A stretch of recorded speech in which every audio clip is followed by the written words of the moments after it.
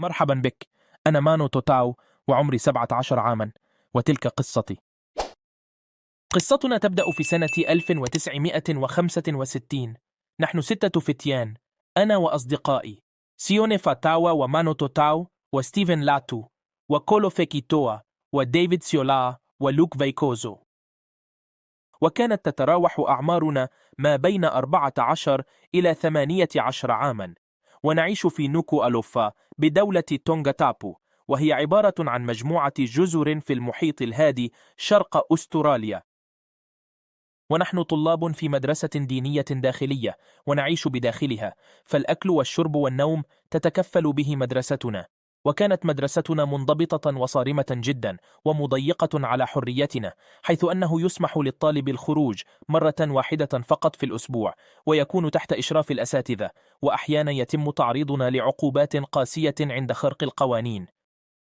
وقد أحسسنا بضيق شديد بسبب هذا الوضع، فكان أغلب حديثنا عن حياة الحرية والمتعة، ونحلم بعالم ثان مختلفا عن العالم الذي نعيش فيه.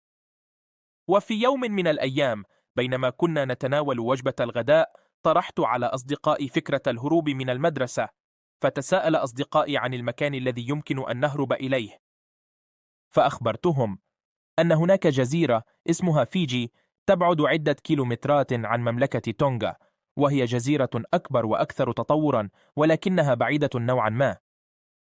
وهنا بدأ الفتيان بالتخطيط لطريقة تمكننا من الهروب إلى جزيرة فيجي، فكان أول شيء سنحتاجه لتنفيذ خطتنا هو القارب. وحتى لا نشعر بالذنب الكبير، قررنا سرقة قاربا يعود لرجل عجوز كنا نتشاجر معه كثيرا، وقررنا الهروب ليلا حتى لا يتم كشف أمرنا. فبعد مضي ساعة من نوم زملائنا، تسللنا من المدرسة وتوجهنا لمكان القارب، وقمنا بسرقته وانطلقنا في رحلتنا، حيث أخذنا معنا بعضا من الفواكه والطعام، وأيضا فرن غاز لنطهو عليه الأسماك التي نصطادها في البحر. ولكن للأسف لم يفكر أي أحد منا بأن يحضر معه بوصلة أو خريطة. وكانت المسافة بين مملكة تونغا وفيجي أكثر من 750 كيلومتر، ومر على إبحارنا ساعتان، واختفى الشاطئ من خلفنا تماما، ولم نعد نرى سوى أفق المحيط. ومع بزوغ الفجر بدأت علامات التعب تظهر على الفتيان الذين لم يناموا ليلة كاملة، وقد اعتادوا على النوم باكرا في المدرسة. وتغلب النوم علينا واحدا تلو الآخر، ولم يبقى أحدا منا مستيقظ، وكان شراع القارب مفتوحا، والرياح تحركه في اتجاهات مختلفة وعشوائية. ولم نستيقظ إلا على صوت الرعد، وتفاجأنا بوجود عاصفة ضخمة وسط المحيط. وحاولنا رفع الأشرعة، ولكن العاصفة مزقته ورمته بعيدا. حينها كان هدفنا الوحيد هو عدم السقوط في الماء والتشبث بالقارب حتى تمر العاصفة. ومرت العاصفة بسلام، وتحسن الجو، ولكن كنا في وضع مأساوي، فنحن لا نعلم أين نحن بالضبط، ولا نستطيع التحكم في مسار القارب. واستمرينا على هذا الحال لمدة 8 أيام، وكانت أمواج البحر تأخذنا من مكان لمكان، فالأكل بدأ ينفذ، ولم تكن فكرة صيد الأسماك بتلك السهولة، فلم نستطع صيد أي سمكة. وكذلك المياه بدأت تنفذ منا، وأصبحنا ننتظر مياه الأمطار لجمعها، فكان همنا الوحيد هو النجاة بحياتنا. وفي اليوم التاسع لمحنا جزيرة في الأفق، وهي أول قطعة أرض نراها منذ خروجنا من جزيرتنا. وبما أن الشراع قد أتلف في العاصفة والقارب كان شبه محطم، بدأنا بالتجديف بأيدينا نحو الجزيرة خلال 36 ساعة، ولم نصل إلى الجزيرة إلا ليلا، لذلك كنت مضطرا للقفز في البحر والسباحة إلى الشاطئ. ورغم أن الشعاب المرجانية لم تكن بعيدة عن القارب، إلا أني واجهت صعوبة بالغة في الوصول إليها بسبب الاستلقاء في القارب لمدة 8 أيام دون طعام وماء، لذلك أصبحت ضعيفا للغاية. وكنت أول من وصل إلى الشاطئ، وعندما وصلت حاولت الوقوف، لكني عندما وقفت شعرت بدوخة شديدة، لذلك زحفت إلى الشاطئ، وعندما لمست العشب الجاف استلقيت من شدة التعب. وناداني الفتيان من القارب ليروا إن كنت قد نجحت في الوصول، لكني كنت ضعيفا للغاية، لدرجة أني لم أستطع الوقوف، ولم يكن بإمكاني سوى أن أناديهم ليعلموا بأنني على قيد الحياة. وفي النهاية وصل الآخرون إلى الجزيرة، وكنا سعداء للغاية، وبعد ذلك استلقينا جميعا على الأرض، ونمنا نوما عميقا حتى شروق الشمس في صباح اليوم التالي.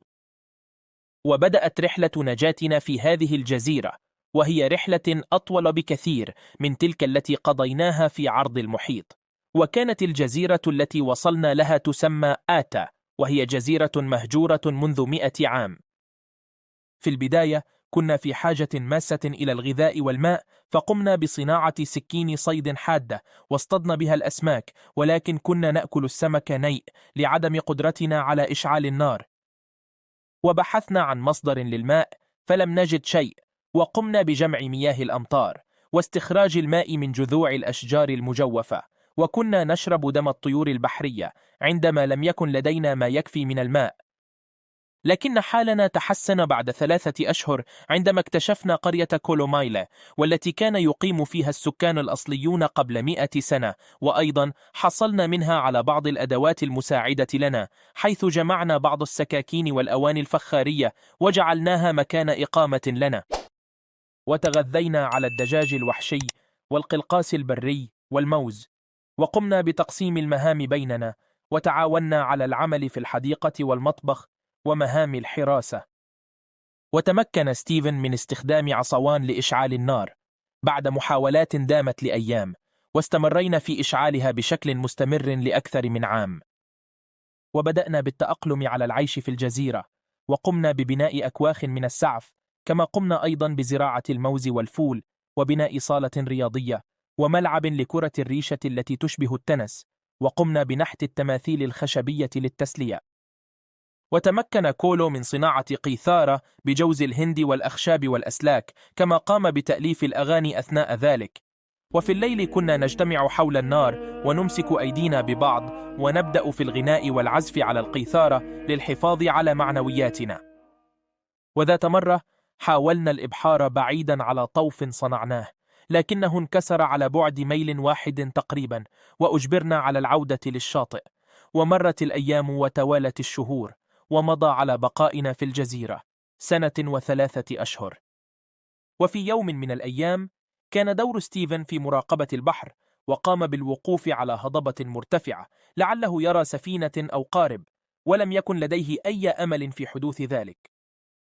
لكن ستيفن لمح سفينة من بعيد، فنزل مسرعا للشاطئ وبدأ يلوح ويصرخ للقارب. وعندما أصبحت السفينة قريبة بما فيه الكفاية، غاص ستيفن وسبح إلى القارب، وتجمع الفتيان الآخرون على الصخور، وهم ينادون بعضهم البعض ويصرخون. وعندها صعد ستيفن للسفينة، ووجد القبطان يوجه البندقية نحوه، فرفع يديه مستسلما وقال له باللغة الإنجليزية: أنا اسمي ستيفن، وهناك 5 فتيان غيري على الجزيرة، ونحن ضائعون وعالقون هنا منذ 1 و3 أشهر، أرجوك ساعدنا. فقام القبطان بيتر بإنزال بندقيته، وأخبره أنه كان عائدا للمنزل، لكنه شاهد دخانا وسط الجزيرة، واقترب ليعرف سبب هذا الدخان، لأنه يعلم أن الجزيرة نائية وغير مأهولة بالسكان ومهجورة. وعندها قفزنا جميعا في الماء وسبحنا إلى السفينة، وكان بيتر وطاقمه خائفين منا للغاية، لأننا كنا جميعا عراة وشعرنا طويل، ولم ينزل القبطان بيتر السلم لنا لخوفه منا واعتقاده بأننا مجرمين هاربين. ولكن لحسن حظنا تمكنا من التحدث معه باللغة الإنجليزية وأخبرناه قصتنا، وقام القبطان بإظهار صورة ملكة تونغاتابو لنا. فقلنا له: نعم، هذه ملكتنا الملكة سالوتي. وكان هذا نوع من الاختبار لنا، ومحاولة معرفة ما إذا كان ما نقوله له صحيحا أم لا. وركبنا معه السفينة، وقام بكتابة أسمائنا والاتصال بمركز خفر السواحل للتحقق من قصتنا، وأرسل الأسماء عبر الراديو. وبعد مرور 20 دقيقة قالوا له: هل عثرت عليهم حقا؟ لقد تم وضع أسماء هؤلاء الفتيان مع الأموات، وقد أقيمت الجنازات لهم. إذا كانوا هم فهذه معجزة حقا. وأكدوا له بأننا فعلا مفقودين منذ 3 أشهر. لقد تم إنقاذنا في نهاية المطاف من قبل مغامر أسترالي يدعى بيتر وارنر في سبتمبر 1966. وقد تأثر بيتر كثيرا لأنه كان سببا في إعادتنا للحياة، واعتبر هذه اللحظة من أكثر اللحظات تأثيرا في حياته. وبعد أن تأكدنا بأننا سنعود لأهالينا، غمرنا بسعادة وفرحة لا توصف. لكن الفرحة لم تكتمل، لأنه بعد وصولنا مباشرة تم اعتقالنا، لأن الرجل العجوز الذي سرقنا منه القارب قام بتقديم بلاغ سرقة للشرطة.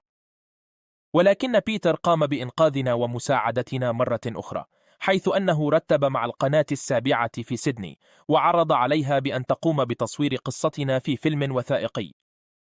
فقبلت القناة بعرض بيتر وقدمت له مبلغا من المال، حيث قام من خلاله بالدفع للعجوز صاحب القارب لكي يسحب شكواه، وبهذا تم إطلاق سراحنا.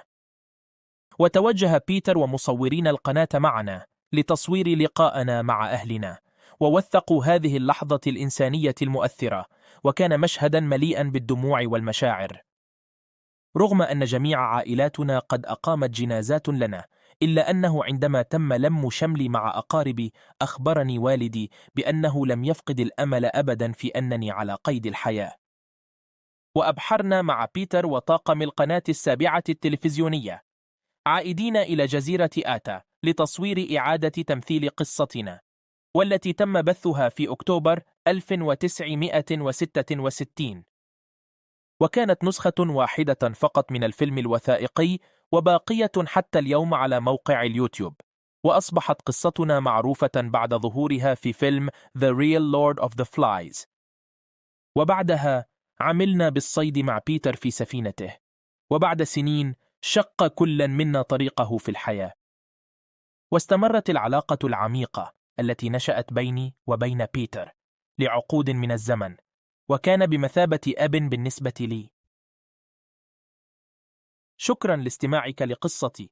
إذا كانت هذه القصة أثارت اهتمامك، لا تنسى الإعجاب بالفيديو، واترك تعليقك في الأسفل، واشترك في القناة، وأيضا قم بالضغط على جرس الإشعارات لتبقى على اطلاع دائم في كل مرة نقوم فيها بتحميل قصة جديدة. من فضلك لا تنسى مشاركة هذا الفيديو مع أصدقائك وعائلتك.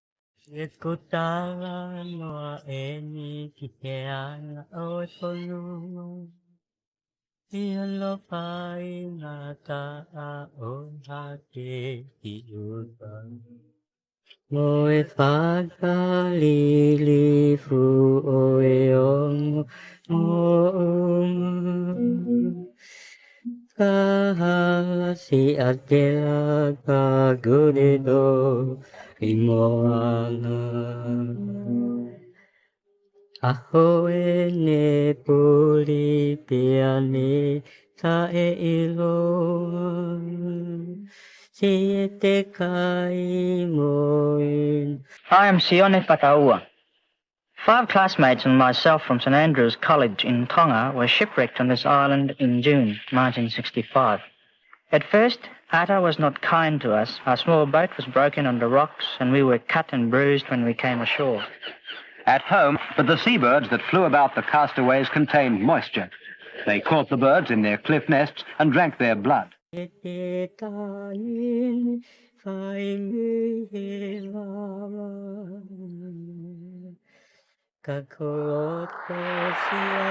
Atta Mountain is 1,000 feet high at its lowest point.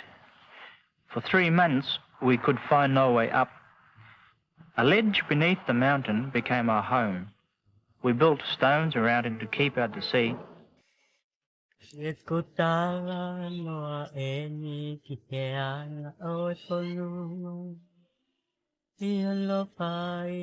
We were most unhappy here. We thought that soon a big sea would come and carry us away. We tried always to find a way up the mountain, but we could not. But they never stopped trying to find a way. Time and again during the 3 months on the rocks, the castaways climbed partway up the inhospitable mountainside, only to be beaten back.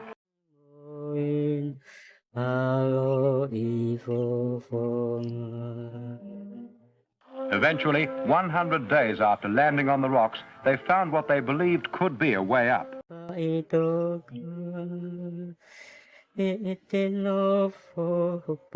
climb took 2 days. Several times they had to turn back and find another way. But eventually they came to a coconut grove 800 feet above the rocks. Here they rested and regained the strength for the final effort to get to the top. In a ledge at this halfway point up the mountain, we found old-fashioned knives.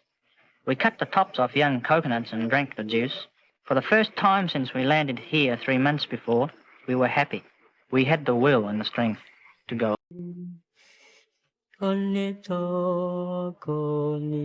Before reaching the top, they had to call on all their reserves. But, hand over hand, and at times inch by inch, they clawed their way up. Eventually, they did reach the top. This was almost another world.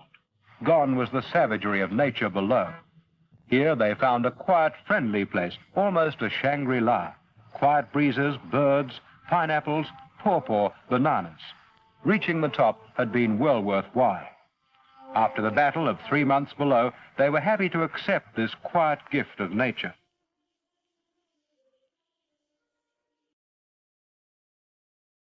First, a fire. We had no matches, but we hungered for warm food. Steveni remembered the old way of making a flame. It took many hours, but eventually we did have a fire. But from this day onward, it was never left unattended.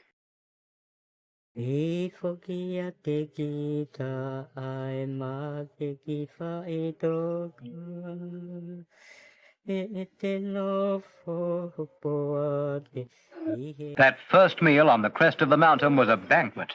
They prepared green bananas, wild beans, fish. They had a tortoise from below and wild birds from the cliffs. Never was there such a meal.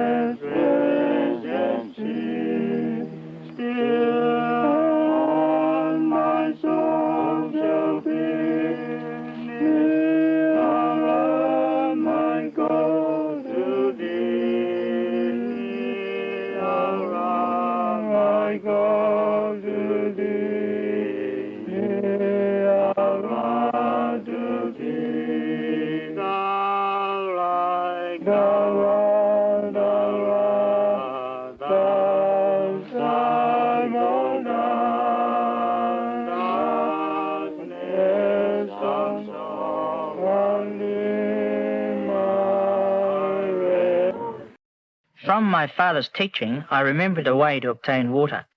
There are trees on the island that have water in their trunks. With wooden stakes and rough knives, it takes 4 days to dig deep. But then, drip by drip, we have water.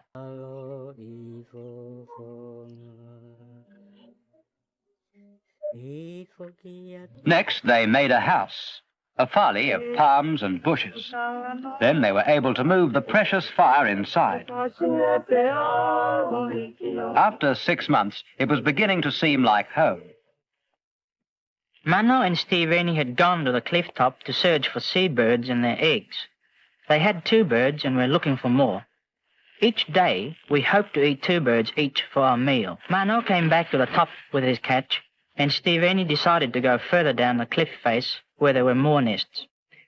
Then he slipped and fell. We found him on a narrow ledge 40 feet below. His leg was broken. They treated the injury in Tongan fashion with hot coconut fronds. After 4 months, a scar remained, but he could walk. From a cliff-front lookout, they retained a constant vigil. They built a raft, but it was wrecked on the rocks within minutes of being launched. Then they gave up hopes of escaping from Ata. They thought they may be marooned there forever.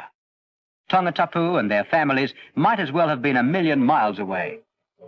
Life on Ata settled down to be almost routine. At dawn and dusk, they heard roosters crowing. Somehow, almost miraculously, descendants of the fowls kept by the old people a century ago had survived. They found hen eggs which were good to eat, but the wily fowls at first were too elusive to be caught. After 6 months, it seemed they had been on Ata for an eternity. The routine of obtaining food, manufacture of bark ropes, and daily prayers continued. But the fear that they would never leave the island continued to gain strength. It seemed at times that they were destined to be on Ata forever. We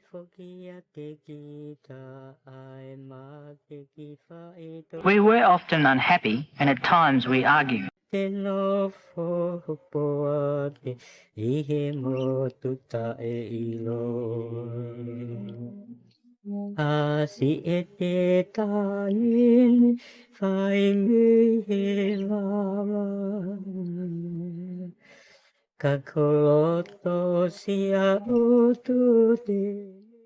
castaways used slates as a rough calendar, and to pass the time they composed songs and kept a record of them.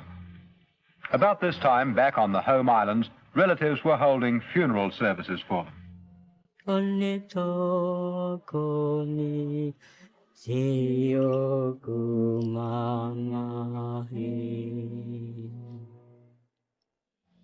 But, sad and unhappy as they were, the castaways were physically strong.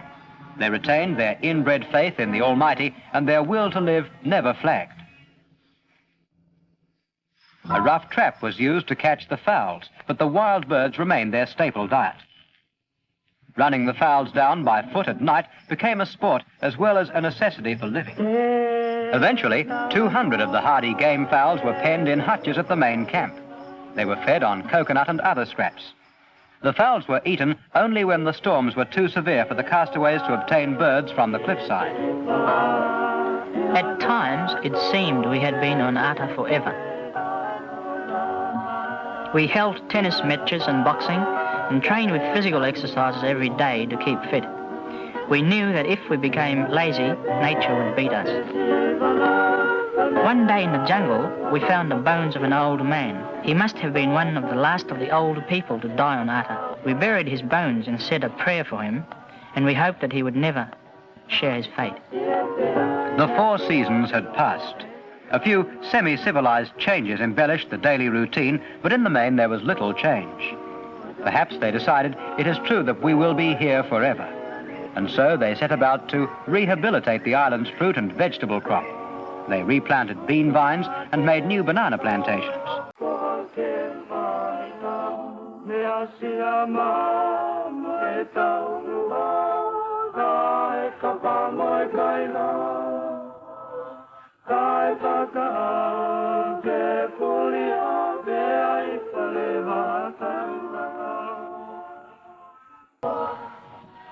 They set a limit on the number of wild birds for eating and set about breeding up the poultry flocks.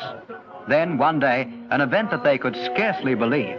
From the lookout, they heard the cry, "Boat coming! Boat coming!" The Australian trawler Just David was searching for new crayfish grounds. Had owner Peter Warner not decided to spend the night off Ata, the castaways almost certainly would still be there. But now, the Tongans were determined they would not be unnoticed. While one of them swung down the mountain track to the foreshore, the others bombarded the Just David with sound.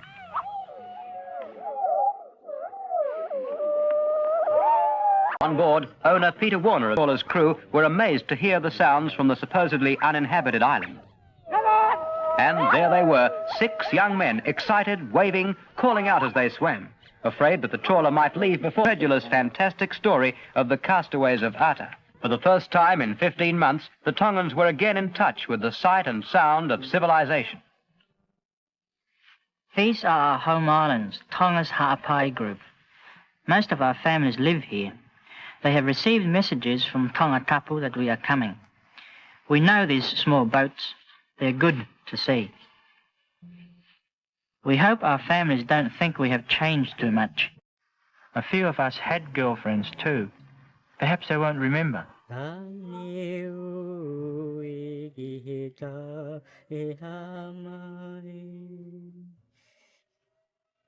Along the waterfront, the word was spreading, our boys have come back.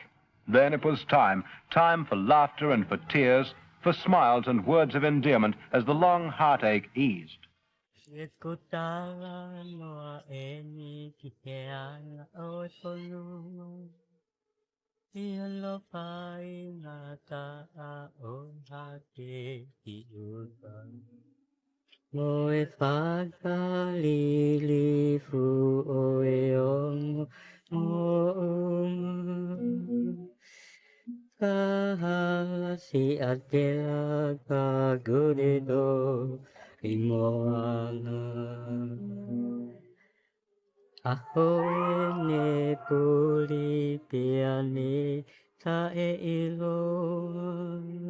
Never had there been such joy. For 3 days and nights of feasting, the island belonged to the castaways and their rescuers from the Just David.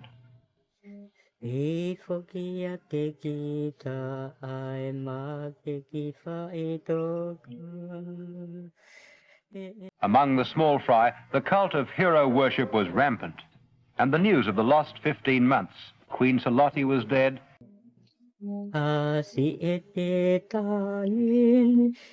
But that was all in more than a year of yesterdays. Now was the time to celebrate the homecoming. The ovens must be made ready. All around the island, the fatted pigs were waiting.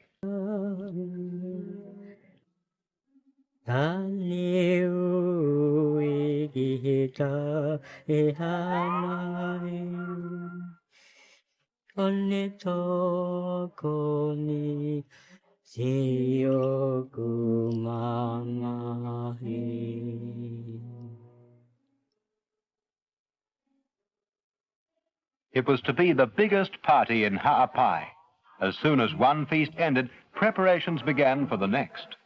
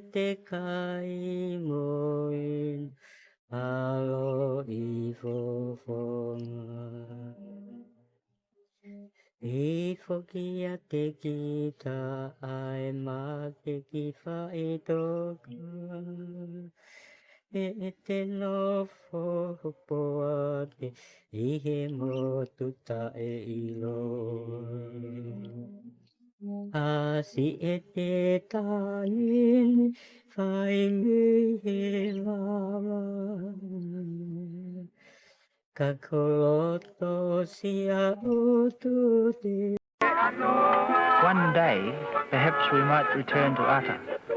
Our population is rising and we need more land. If the king does release the ban, it could again be a good place to live. I think that if we had our families and friends with us, we would be happy. But we would never wish for anyone to go there like we did, as castaways.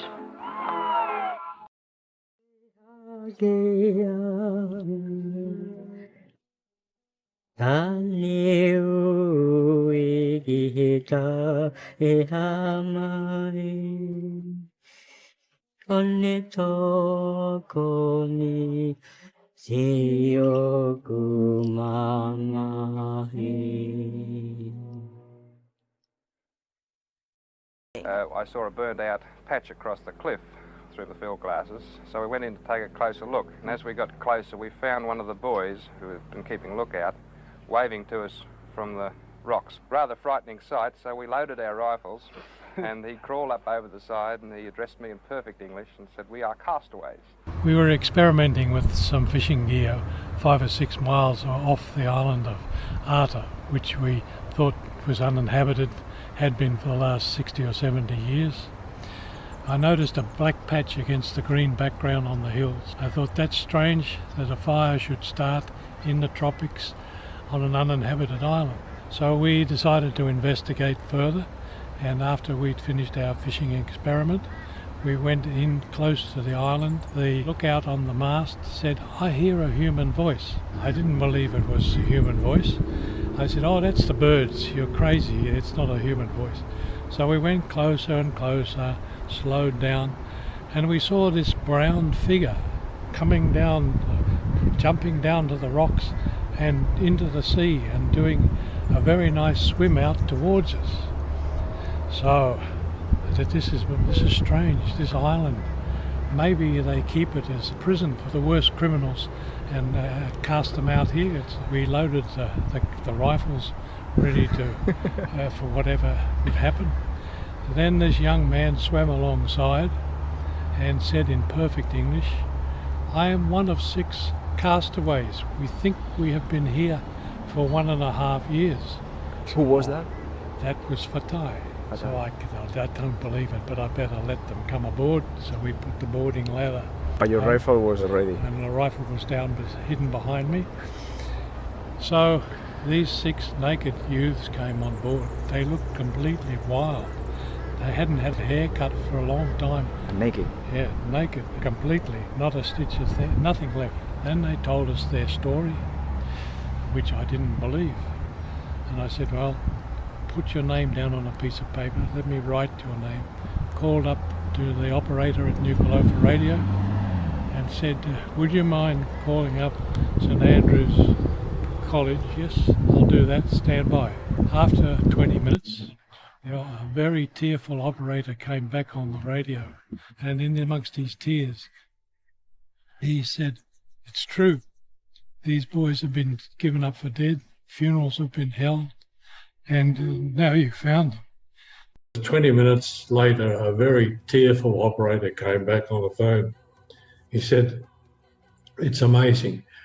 They've been given up for dead. Funerals have been held, and you found them." We were met on the beach by tearful parents. Very emotional scene, like the prodigal son returning.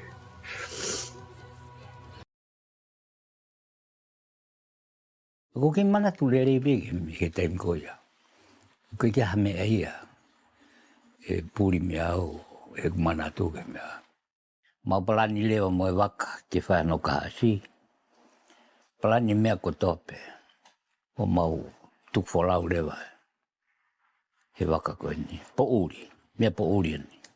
Ma ko e ua mahalo le lu pe ko tolu.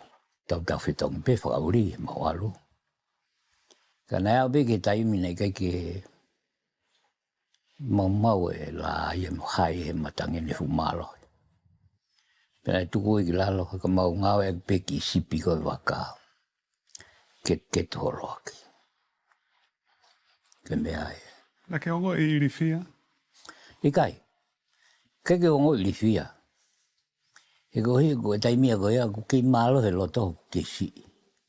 Ka pau no ko taimi ni. Ko ha mo tua mahal bede.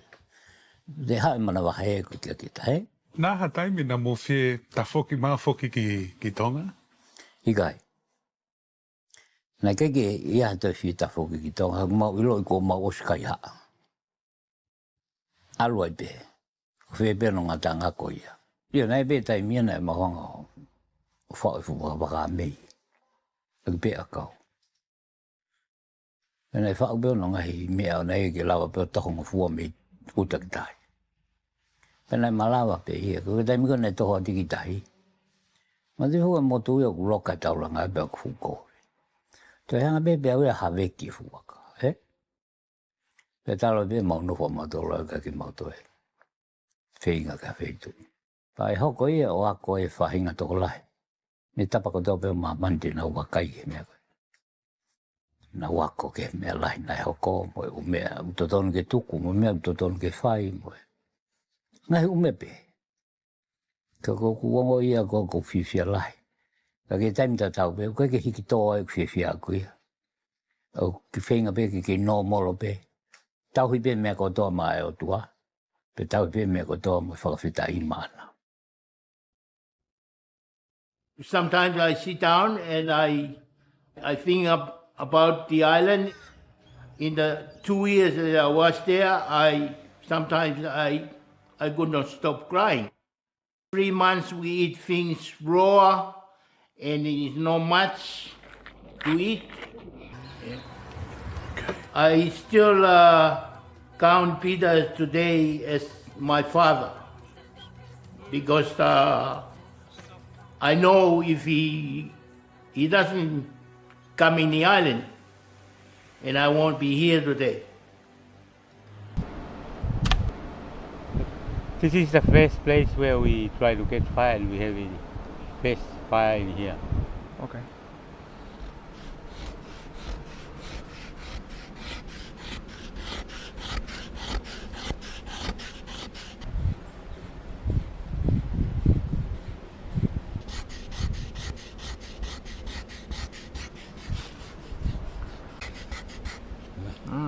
Continue a little bit more and make it.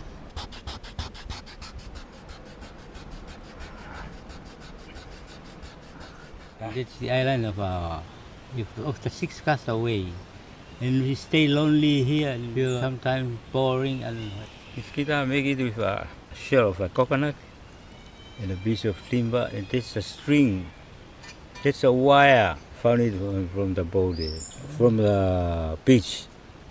And the timber? Where did you find the timber? The timber from the boat. From the wreck? Yeah. And what is that? And that's the key. That's a little piece of wood. And it's possible to make it more tight? Yeah.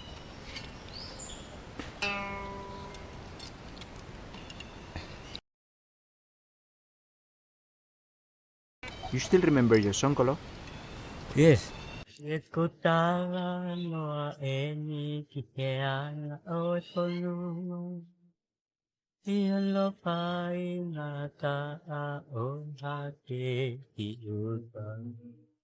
Moi faga li fu oeong ka si adela ka guredo imoana ahoe ne puli piane ta e ilo si te kai moin alo I fofona I fokia te kita ai ma te ki fai toka e te no fopoa te I he motu ta e ilo Asi e te taini whai mi he lawa Ka koloto sia utu te lehagea Ne toko ni si oku mamahi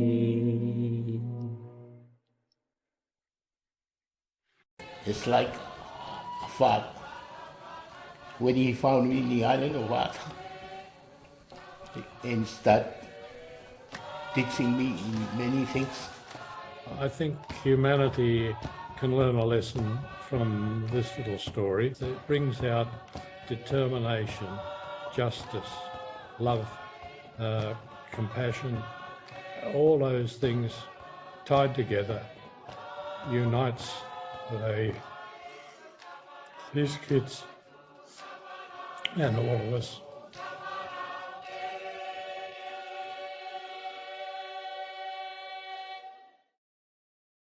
وأخيرا تلك قصتي قد رويتها لك بكل التفاصيل متمنيا أن تكون قد استمتعت بوقتك أثناء المشاهدة